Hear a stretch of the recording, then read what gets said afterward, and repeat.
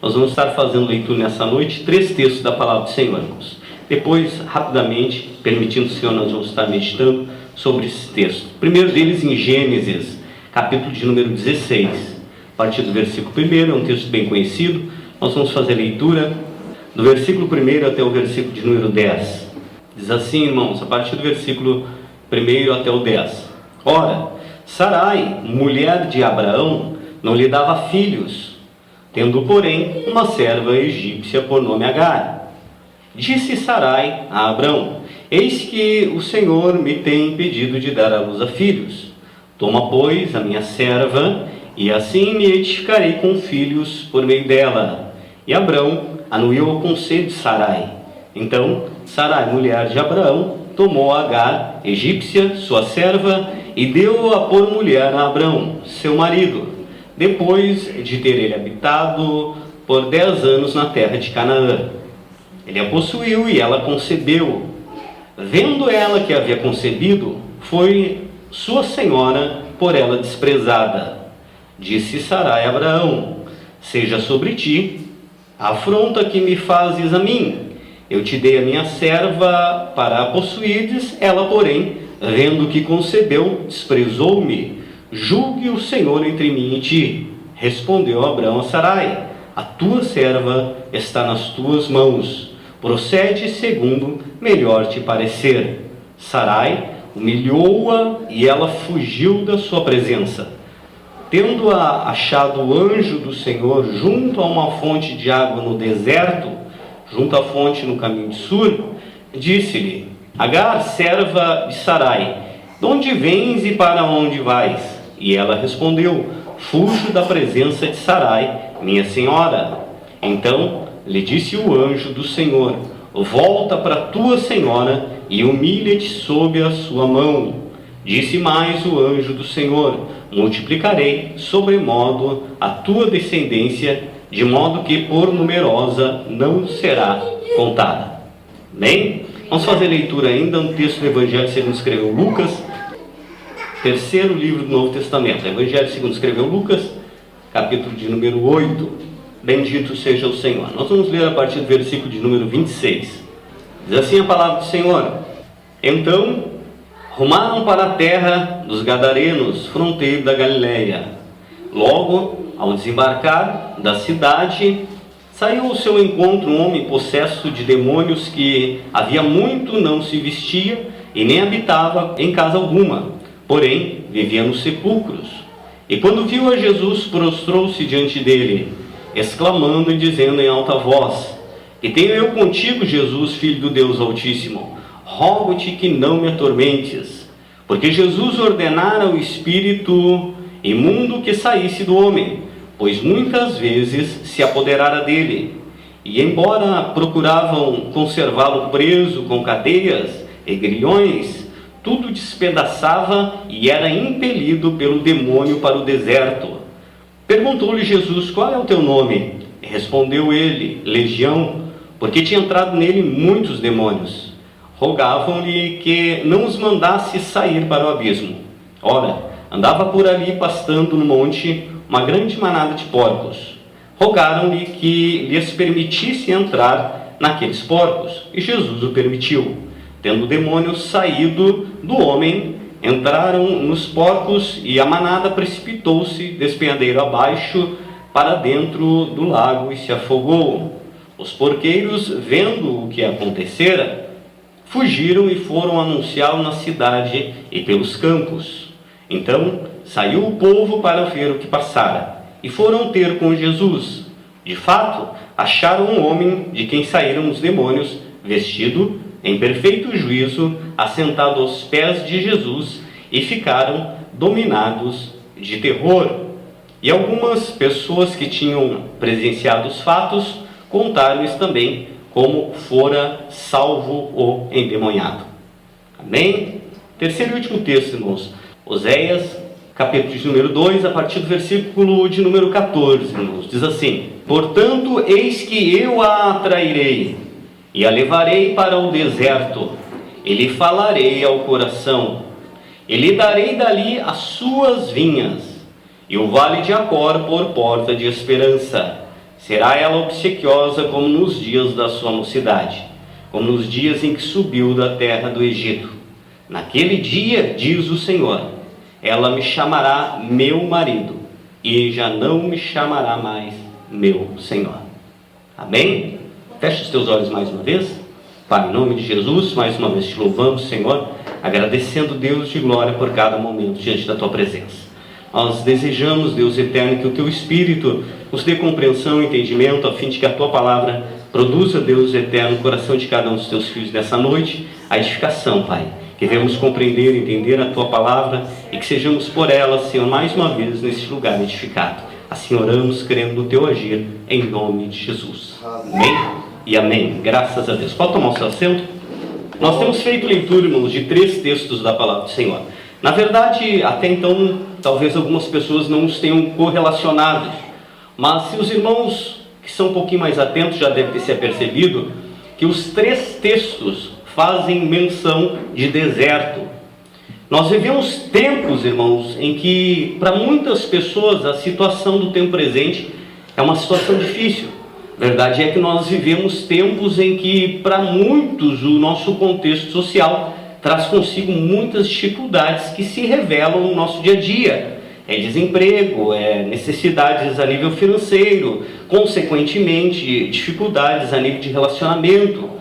Enfim, as dificuldades são as mais diversas. E no meio cristão nós temos por hábito dizer que quando nós estamos passando por necessidades, nós estamos num deserto. Muitas vezes nós já dissemos isso e muitas pessoas dizem, e nós já ouvimos muitos dizerem, porque a verdade é que o deserto em si, ele traz consigo esse estigma. O deserto, de fato e de verdade, é um lugar de dificuldades. E quando a Bíblia apresenta algumas passagens relacionadas ao deserto, ela está justamente querendo trazer consigo algum ensinamento que se vislumbra nesse nível, para que nós venhamos compreender a vontade de Deus, mesmo nas situações mais difíceis da vida. Ou para que, olhando para a palavra de Deus, nós venhamos compreender um pouquinho mais acerca das situações que nós vivenciamos à luz da palavra do Senhor. O deserto, por natureza, é um lugar de extremos. De noite, no deserto, as temperaturas são muito baixas. Existem algumas localidades que no deserto, à noite, a temperatura chega a 0 grau. E durante o dia, existem alguns lugares que a temperatura passa dos 50 graus centígrados. Porque o deserto é um lugar de extremos. Um momento é muito quente, num outro momento é muito frio. É um lugar onde existe escassez de tudo, onde não tem absolutamente nada.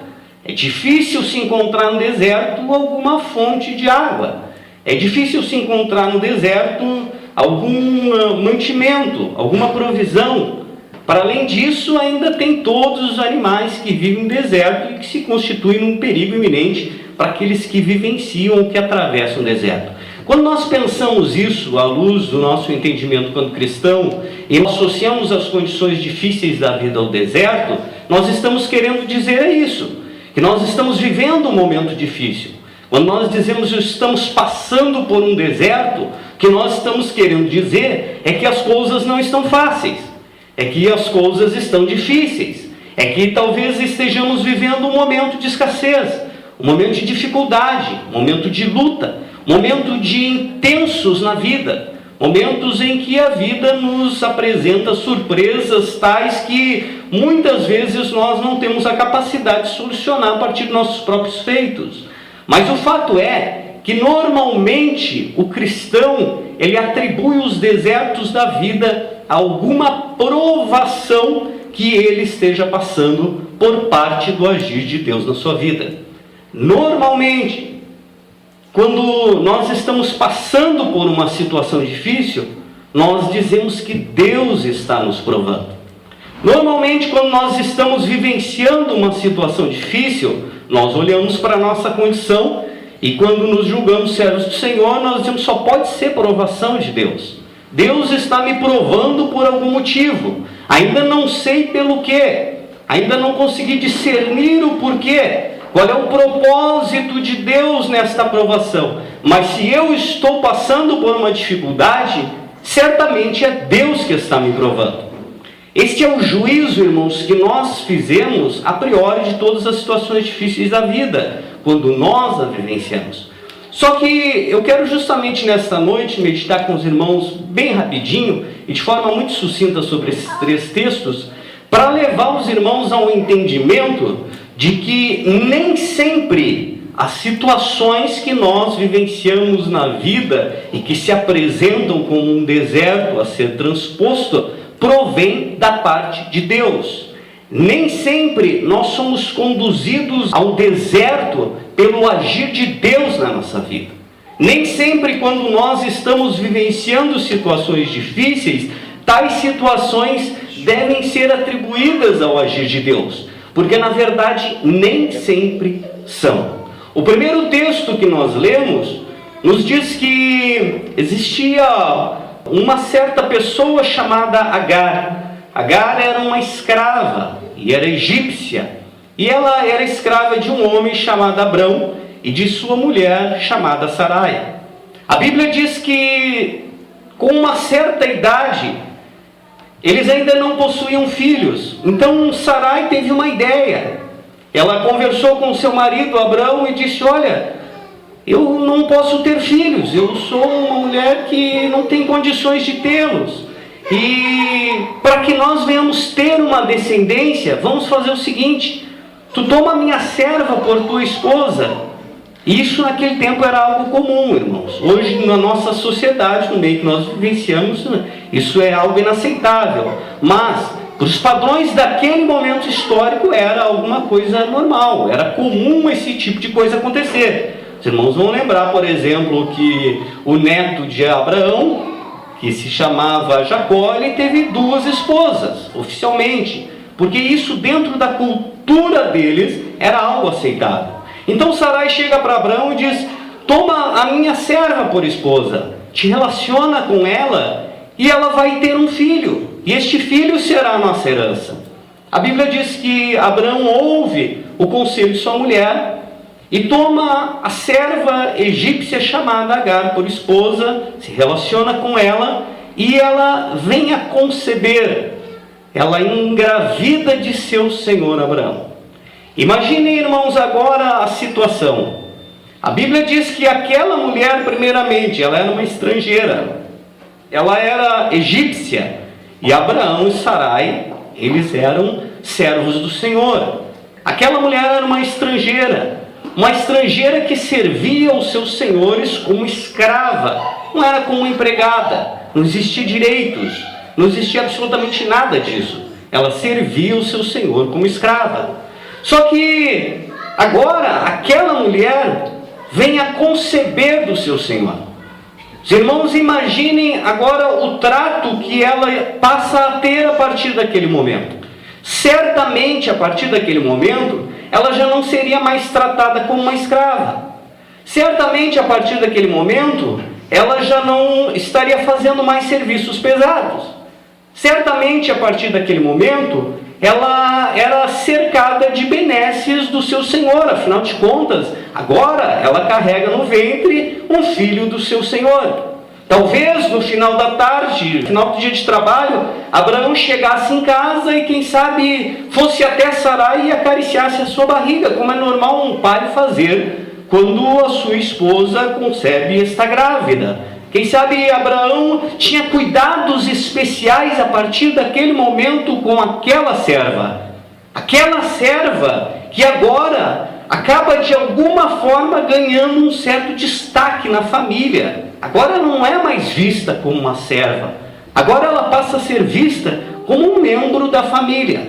Só que o que o texto está dizendo, irmãos, é que o tempo foi passando. E à medida em que a gestação foi se adiantando, à medida em que os dias se passaram, aquela mulher, ela começou a desprezar a sua senhora. Ela se ensoberbeceu por conta de agora trazer no seu ventre um filho do seu senhor. Agora, a sua senhora, que era aquela que a havia comprado em algum momento, para quem ela devia favores quando escrava, já não é mais vista com bons olhos. Agora ela olha para a sua senhora de forma diferente. Agora ela já não vê mais a sua senhora como a sua senhora. Agora ela já não consegue mais se ver na posição de escrava. Afinal de contas, agora ela carrega um filho do seu senhor. E a Bíblia diz, no texto em que nós lemos, que ela passa a desprezar a sua senhora. A despeito de ela ter tido a sua vida transformada, a despeito de ela ter sido abençoada, porque afinal de contas ela saiu da condição de uma mera escrava, de uma serviçal, de uma servente. Agora ela é como membro da família. Mas a despeito disso tudo, a Bíblia diz que ela, em vez de se alegrar com isso, em vez de aproveitar essa oportunidade, em vez de desfrutar das benesses que aquela concepção trazia consigo, ela passa a desprezar a sua senhora. Ela não sabe gerenciar a bênção que ela havia recebido da parte do Senhor. Quando isso acontece, irmãos, Sarai chega para Abraão e o questiona. E diz que o Senhor julgue entre mim e ti. Afinal de contas, eu te dei por esposa minha serva, e agora, uma vez que ela concebeu, ela não me trata mais como sua senhora. Agora, aos seus olhos, eu sou desprezada. Como se as posições dentro da família houvessem mudado. Agora, ela me trata como se eu fosse a serva, porque ela traz no seu ventre um filho que é teu. A Bíblia diz que Abraão chega para Sarai e diz: olha, a tua serva está debaixo do teu cuidado. Faze o que bem te parecer bem aos teus olhos. A Bíblia diz que Sarai chega em Agar e a humilha grandemente, a exorta, coloca ela no lugar dela, faz ela perceber a condição dela, faz ela entender que a despeito de ela trazer no seu ventre um filho, ela continua sendo serva, que ela deveria ser agradecida pela condição que agora ela desfrutava e não se ensoberbecer por isso, e não se tornar uma pessoa altiva. E a Bíblia diz que quando Sarai afronta Agar, Agar se desespera. Agar não sabe lidar com o problema que ela mesma criou. Agora Agar sai porta fora e vai em direção ao deserto. Se imagine uma mulher grávida, querendo seguir pelo caminho do deserto. Ela não duraria um dia no deserto. Ela não tinha condições para isso. Ela não tinha provisões para isso. Ela não tinha conhecimento das fontes de água escassas que haviam naquele deserto. Percebe o deserto da Palestina. Ela certamente morreria, e muito rápido, naquele deserto. Mas o texto diz que ela prefere seguir pelo caminho do deserto. Ao invés de resolver o problema com a sua senhora, ao invés de tentar tratar daquele problema de ordem familiar que se criou, a percepção dela daquela situação toda era que é melhor fugir, é melhor abandonar isso tudo, é melhor deixar isso tudo para trás, é melhor não tentar resolver absolutamente nada, é melhor fugir para o deserto. Percebam, irmãos, que Agar é o exemplo clássico de pessoas que estão num deserto nesta vida, pessoas que estão atravessando momentos difíceis da vida, pessoas que estão vivenciando situações difíceis da vida, mas não por conta de serem levadas a essas situações pelo agir de Deus. Não foi Deus que conduziu Agar, não foi Deus que direcionou Agar. Agar está agora no meio de um deserto.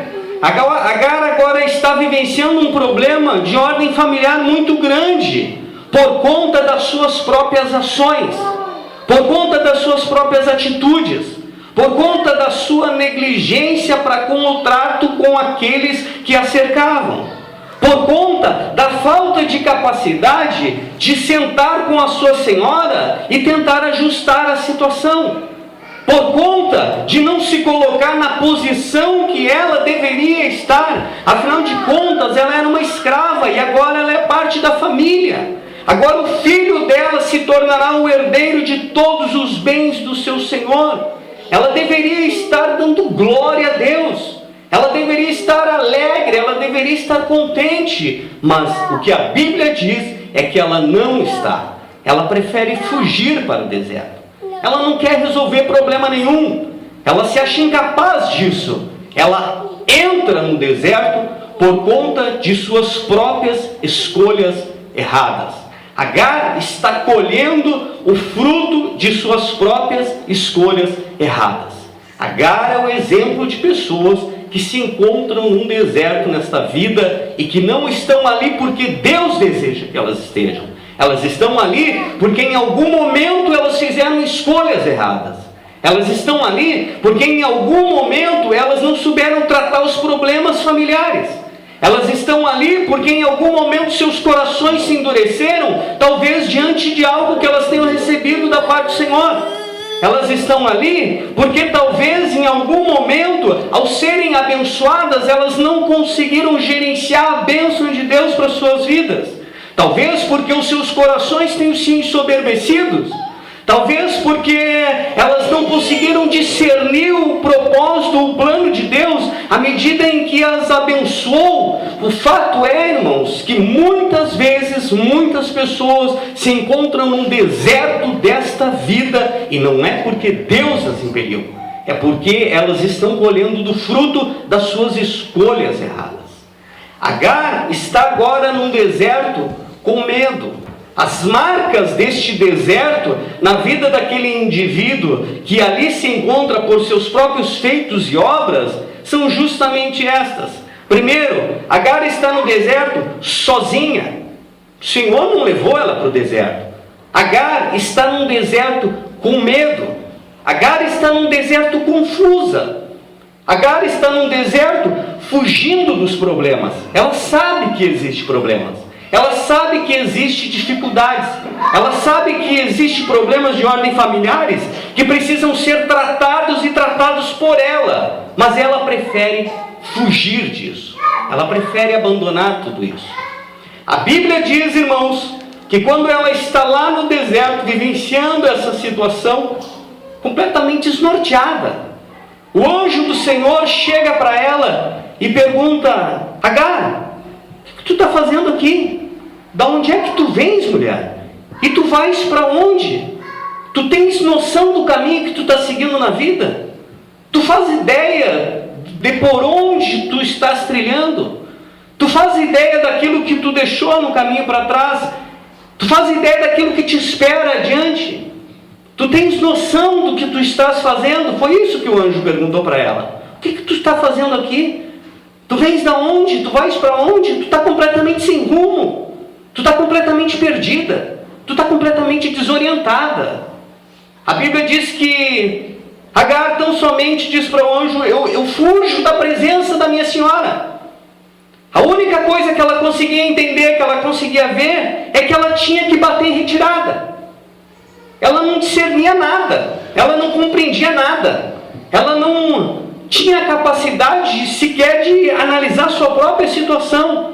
A única coisa, o único pensamento que permeava a mente dela era: eu tenho que fugir, eu tenho que bater em retirada. Não importa se o deserto me espera, não importa se eu vou morrer ali adiante, não importa, o que importa é que eu tenho que sair dessa situação. A Bíblia diz que a solução de Deus para o indivíduo que se encontra nessa situação foi essa que o anjo disse para Agar. O anjo disse: não faz isso. Volta pelo caminho por onde tu vieste e te humilha debaixo da mão da tua senhora. Volta e reconhece que tu errou. Volta e reconhece que as tuas escolhas foram erradas. Volta e reconhece que a tua atitude te trouxe por este caminho. Porque se tu não fizer isso, tu está atraindo um problema, um prejuízo não só para a tua vida, mas tu é uma mulher grávida. Tem um filho no teu ventre. Tem alguém que vai vir de ti. E que se tu não fizer a escolha sábia neste momento da tua vida, se tu não voltar e te humilhar, tu vai botar a perder toda uma geração que vem para frente. Tu vai estar prejudicando não somente a tua vida, mas tu vai prejudicar toda a tua família, a tua descendência. Volta e te humilha, porque se assim tu fizer, o anjo disse para ela, então a tua descendência será abençoada. Então o filho que tu traz no teu ventre, ele será também o pai de uma grande nação. Se tu fizer a escolha sábia, hoje, voltar e se humilhar, então tu vai estar provendo a bênção futura para a tua família. O conselho de Deus para estas pessoas que se encontram no deserto, mas que não foram direcionadas por Deus, que foram conduzidas por suas próprias escolhas, pela dureza do seu coração, pela sua falta de discernimento da vida, é este: volta e te humilha, volta e reconhece que tu estavas errado, volta e ajusta o que tem que ajustar no seio familiar. Não adianta fugir, tem que voltar e tem que resolver o problema. O segundo texto, irmãos, no Evangelho de Lucas, nos dá conta de que Jesus está chegando com os seus discípulos numa cidade próxima a Galiléia, na cidade de Gadara, na cidade dos Gadarenos. E a Bíblia diz que quando Jesus chega, vem correndo ao encontro dele um homem. E esse homem, o texto diz, ele está possesso de demônios. O texto afirma que havia muitos demônios sobre a vida deste indivíduo. Esse indivíduo não tinha mais o controle da sua vida. Esse indivíduo não agia mais movido por sua consciência humana e natural. Esse indivíduo não tinha capacidade de fazer escolhas conscientes, porque a Bíblia diz que ele era dominado por vários espíritos malignos, dominado por vários demônios, e as pessoas da cidade tentavam de alguma forma prendê-lo e amarrá-lo. Mas a Bíblia diz que ele arrebentava as algemas, os grilhões, despedaçava aquilo tudo, e ele era impelido pelos espíritos malignos para o deserto. O texto de Lucas diz que este homem, ele era impelido pelos demônios para o deserto.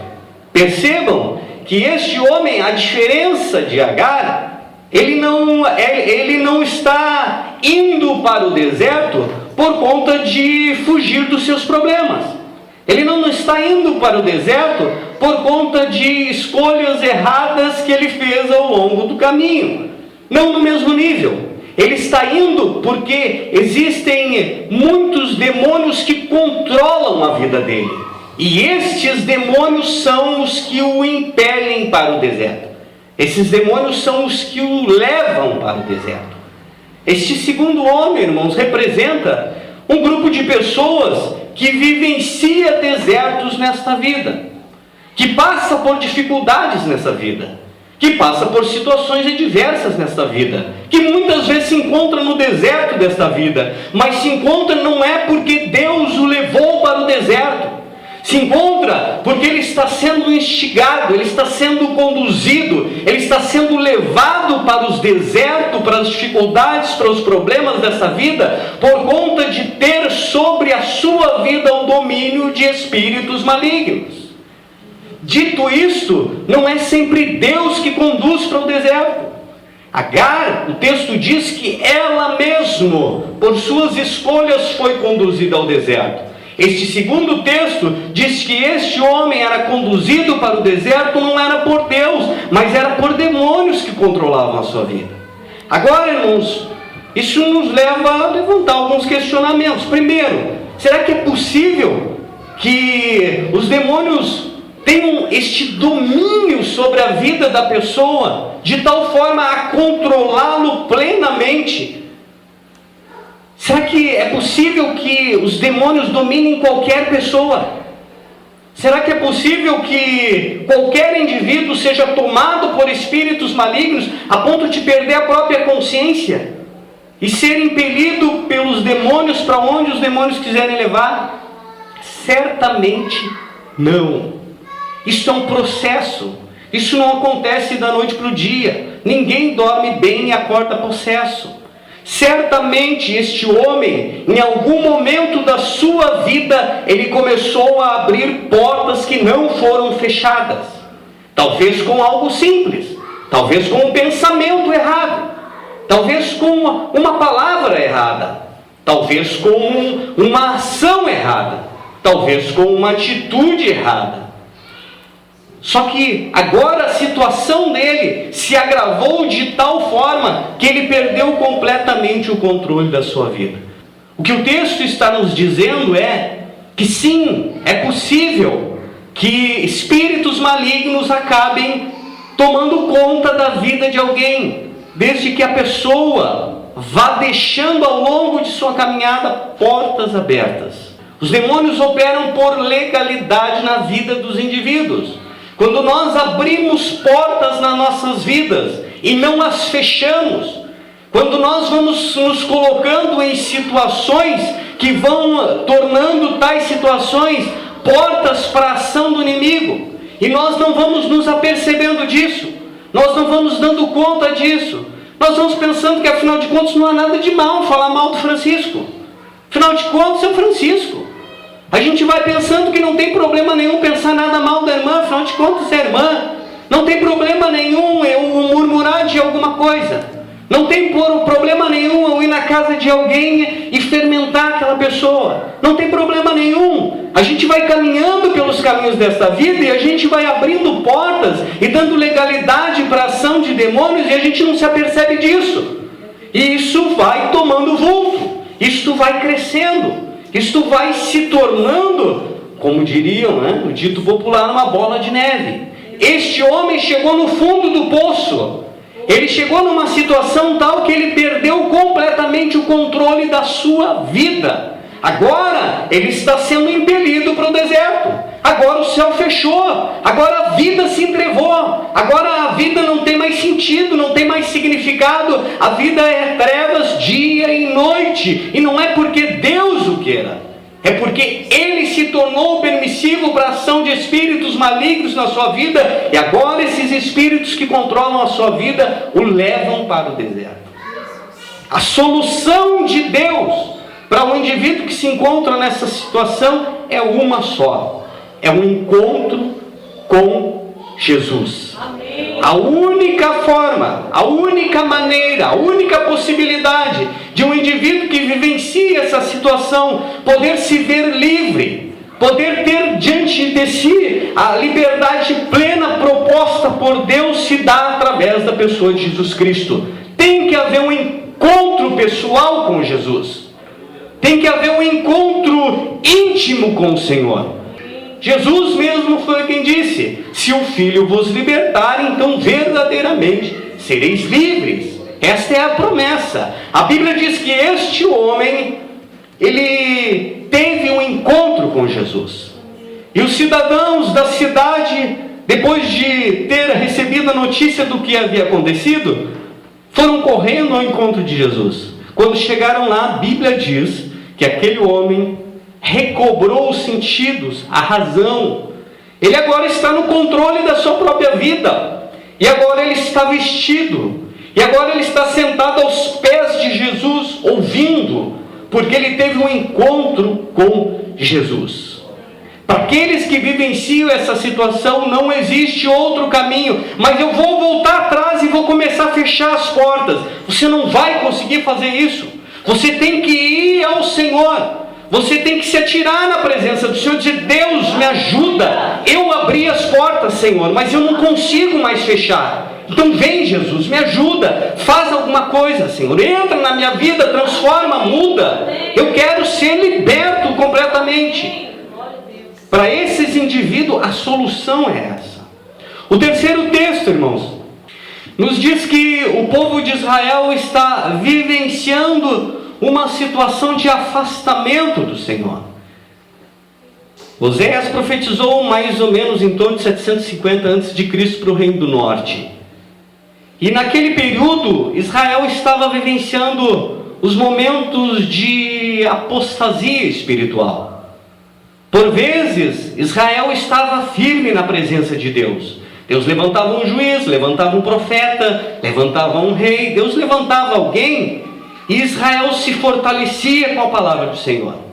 O tempo passava, Israel esmorecia. Agora, Deus está olhando para uma nação que está vivendo um tempo de apostasia. Deus está olhando para uma nação que não tem mais convicções nenhuma, que hoje adora Deus, que amanhã adora ídolos, que depois de amanhã adora qualquer outra coisa. A mente daquele povo estava confusa. O povo vivia um estado de apatia espiritual. O povo não tinha convicção de absolutamente nada. Deus olha para a situação do povo e fala através do ministério de Oséias, ministério profético com aquele povo, e diz: portanto, eis que eu a atrairei. Deus disse: eu que vou atrair este povo, e eu o levarei ao deserto. Percebam a diferença. No primeiro texto, Agar se viu naquela situação por suas próprias escolhas. Ela se levou ao deserto por suas próprias escolhas.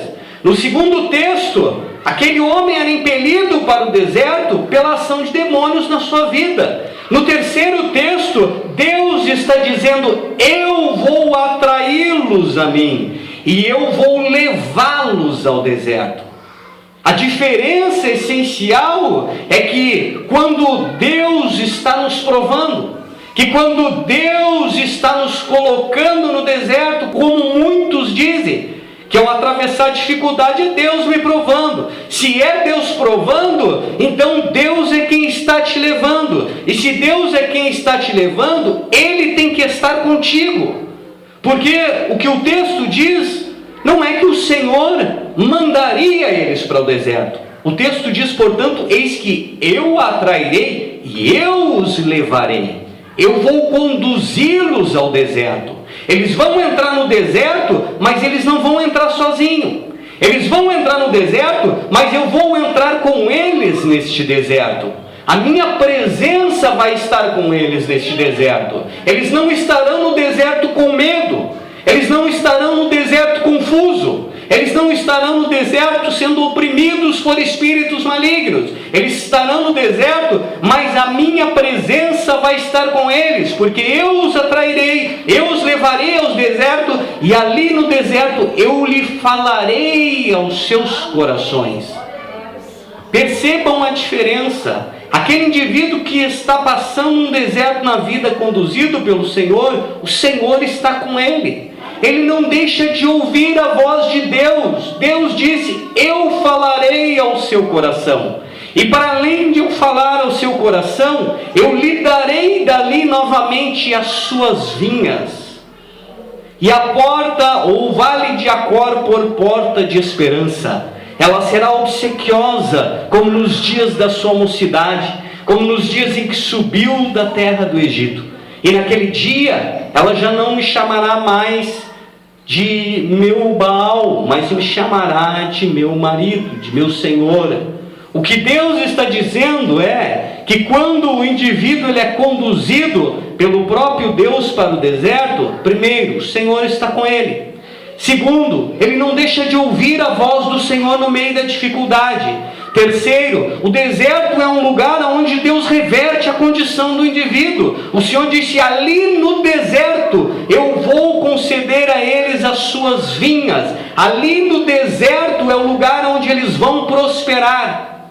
E lhes darei a porta, o vale de Acor, por porta de esperança. Ali no deserto a situação deles será transformada.